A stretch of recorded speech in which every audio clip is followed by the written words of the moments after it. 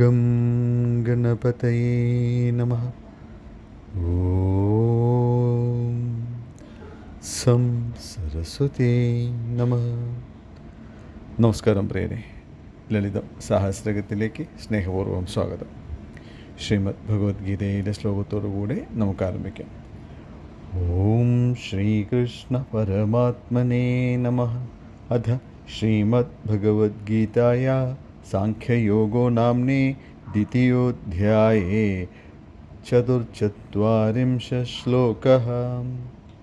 ഭോഗൈശ്വര്യപ്രസക്താനാം തയാപഹൃതചേതസാം വ്യവസായാത്മികാ ബുദ്ധി സമാധോ ന വിധീയത്തെ. ഐശ്വര്യത്തെയും ഭോഗത്തെയും ലക്ഷ്യമാക്കിയിട്ടുള്ളതും അനേകം സകാമകർമ്മങ്ങളെ പ്രതിപാദിക്കുന്നതുമായ വാക്കുകൾ കേട്ട് മനസ്സ് അപഹരിക്കപ്പെട്ടിരിക്കയാൽ സമാധിയിൽ ഏകാഗ്രത ലഭിക്കുന്നതല്ല. അപ്പോൾ എങ്ങനെയൊക്കെയുള്ളവർക്കാണ് ഏകാഗ്രത ഉണ്ടാവാത്തത് എന്നൊക്കെയാണ് കഴിഞ്ഞ കുറച്ച് ശ്ലോകത്തിലൂടെ പറഞ്ഞിരുന്നത്. നമുക്ക് നാമത്തിലേക്ക് പോകാം. നാമം 488. ദംഷ്ട്രോജ്വല.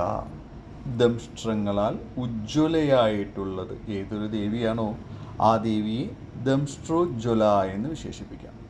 ദംഷ്ട്ര എന്നാൽ പല്ല്, കൊമ്പ്, തേറ്റ എന്നീ അർത്ഥങ്ങളൊക്കെ ഉണ്ടെങ്കിലും ആകൃതി നിലനിർത്തുന്നത് എന്നൊരർത്ഥം കൂടെയുണ്ട്. ഈ ഉജ്ജ്വലമായ ദംഷ്ട്രങ്ങൾ എന്തായിരിക്കുമെന്നോ, കവാടങ്ങളും രക്തക്കുഴലുകളും ചേർന്ന ദീപ്തമായിട്ടുള്ള ഹൃദയം തന്നെയാണ്. കഴിഞ്ഞ കുറച്ച് നാമങ്ങൾ ഹൃദയത്തെ സംബന്ധിക്കുന്നതായിരുന്നു ഇല്ലേ. ദംഷ്ട്രങ്ങൾ എന്നത് ഹൃദയത്തിലേക്ക് ചേരുന്ന കുഴലുകളും ഹൃദയത്തിൻ്റെ പുറത്തേക്ക് തള്ളി നിൽക്കുന്ന കുഴലുകളുമായിട്ട് വ്യാഖ്യാനിക്കാം. ഇതുകൂടെ ചേർന്നതാണ് ഹൃദയത്തിൻ്റെ അസ്തിത്വം. ഹൃദയത്തിൻ്റെ സംരക്ഷകങ്ങളായ വാരിയലുകളെയും ദംഷ്ട്രങ്ങൾ എന്ന വർണ്ണനയാൽ വിഭാവനം ചെയ്യാം. ഇതൊക്കെ നമ്മുടെ ശരീരത്തിനകത്ത് ചിന്തിക്കുമ്പോഴാണ് കേട്ടോ.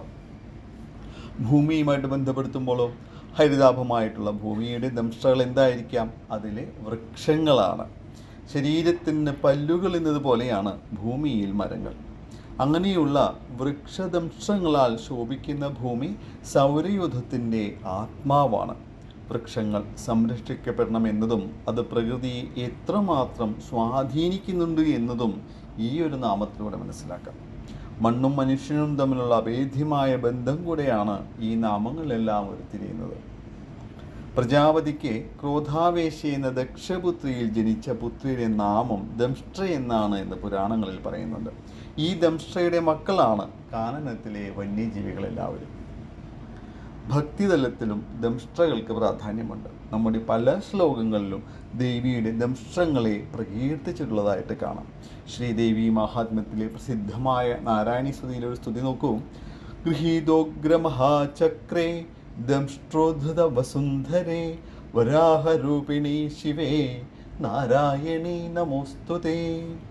ഉഗ്രമായ മഹാചക്രത്തെ ധരിച്ചവളെ, തേറ്റയാൽ ഉയർത്തപ്പെട്ട ധരയോടു കൂടിയവളെ, പന്നിയുടെ രൂപം ധരിച്ച മംഗളകാരണി, അങ്ങയുടെ നാരായണീ സ്വരൂപത്തിനിതാ നമസ്കാരം. പന്നിയുടെ മുഖവും കൈകളിൽ ദണ്ഡവും ചക്രവും മറ്റായുധങ്ങളും ധരിച്ചിട്ടുള്ള വാരാഹി ദേവി ക്ഷിപ്രപ്രസാദിനിയാണ് എന്നാണ് പറയുന്നത്. അതുപോലെ ക്ഷിപ്രഗോപിയുമാണ്. ക്രൂരവാക്കുകളുടെ ശത്രു കൂടെയാണ് വാരാഹി ദേവി. ക്രൂരവാക്കുകൾ പ്രയോഗിക്കുന്നവരുടെ നാവ് തന്നെ നിശ്ചലമായി പോകും ദേവിയുടെ ദൃഷ്ടിയാൽ. അതുകൊണ്ട് തന്നെ വാക്സ്തംഭിനി എന്ന നാമം കൂടെ ദേവിക്കുണ്ട്. അങ്ങനെയുള്ള വാരാഹി പിടിച്ചിരിക്കുന്ന ഉഗ്രമായിട്ടുള്ള മഹാചക്രം ഈ കാലം തന്നെയാണ്. ഭൂമിയെ തേറ്റയാകുന്ന അച്ചുതണ്ടാൽ സ്വയം ഭ്രമണയാക്കിക്കൊണ്ട് കാലചക്രത്തിൽ തിരിഞ്ഞുകൊണ്ടിരിക്കുന്ന മണ്ണിനെ അറിയുന്ന മംഗളകാരണിയായ നാരായണിക്കായിക്കൊണ്ടാണ് നമസ്കാരം. തേറ്റകൾ 2 അവ പുരുഷനെയും പ്രകൃതിയെയുമാണ് പ്രതിനിധീകരിക്കുന്നത്. അന്നേരം ദംഷ്ട്രയ്ക്ക് ശുദ്ധമായ വിദ്യ എന്നുള്ള അർത്ഥവും ചേരും. തൻ്റെ ശുദ്ധവിദ്യ മൂലമാണ് ഭൂമി സ്വയം ഭ്രമണം നടത്തുന്നത്. ആത്മവിദ്യയുടെ മൂർത്തിമത് ഭാവമാണ് ശിവശക്തികളിലൂടെ ദംഷ്ട്രകളായിട്ട് തെളിയുന്നത്. ശുദ്ധവിദ്യങ്കുരാകാര ദ്വിജപങ്ക്തിയോജ്വല എന്ന നാമം കൂടെ ഓർക്കണം. നാമം 25. കൂടാതെ ആത്മാവിൻ്റെയും ശരീരത്തിൻ്റെയും പ്രതിരൂപവുമാണ് ദംഷ്ട്രങ്ങൾ. ഒറ്റ ദംഷ്ട്രമുള്ളത് അദ്വൈതത്തിൻ്റെ പ്രതീകമാണ്. ഉദാഹരണം ഗണപതിയുടെ ഒറ്റക്കൊമ്പ്. താത്വിക തലത്തിൽ അനാഹത ചക്രത്തിൻ്റെ അധിഷ്ഠാന ദേവതയുടെ മറ്റൊരു സങ്കല്പം കൂടെയാണ് അനാവൃതമായിരിക്കുന്നത്. ഉജ്ജ്വലമായ ദംഷ്ട്രകളോടുകൂടിയവൾ എന്ന് പറഞ്ഞുകൊണ്ട് ഈ സമയം സാധകൻ പുരുഷ പ്രകൃതി സംയോഗ തത്വത്തെ അനുഭവിക്കുകയാണ്. ഈ ആധാരങ്ങളെയെല്ലാം ഒരു സങ്കല്പമായിട്ടെടുത്ത് ആരാധനാ സൗകര്യത്തിനായിട്ട് നാം ഒരു രൂപം കൊടുക്കുന്നുണ്ട്. അതാണ് രക്തധാതുവിനുള്ള ആരാധനാ സങ്കല്പം വരുന്നത്. അടുത്ത കുറച്ച് നാമങ്ങളിലൂടെ അത് മനസ്സിലാക്കാം. നാമം ഇവിടെ അവസാനിപ്പിക്കാം. നാമം അവസാനിപ്പിക്കുമ്പോൾ നാമത്തിലെ ചിന്ത പ്രകൃതിയായിരിക്കണം, പ്രകൃതിയിലെ മരങ്ങളായിരിക്കണം. വൃക്ഷഗണങ്ങളുടെ മഹാത്മ്യം അറിഞ്ഞുകൊണ്ടായിരിക്കട്ടെ നാമം ജ്വലിക്കുന്നത്. നമസ്കാര ശബ്ദം. ഓം ദംഷ്ട്രോജ്വലായേ നമഃ. നന്ദി, നമസ്കാരം. സർവം ജഗദംബാർപ്പണമസ്തു. അന്യഥാ ശരണം നാസ്തി ത്വമേവ ശരണം മമ.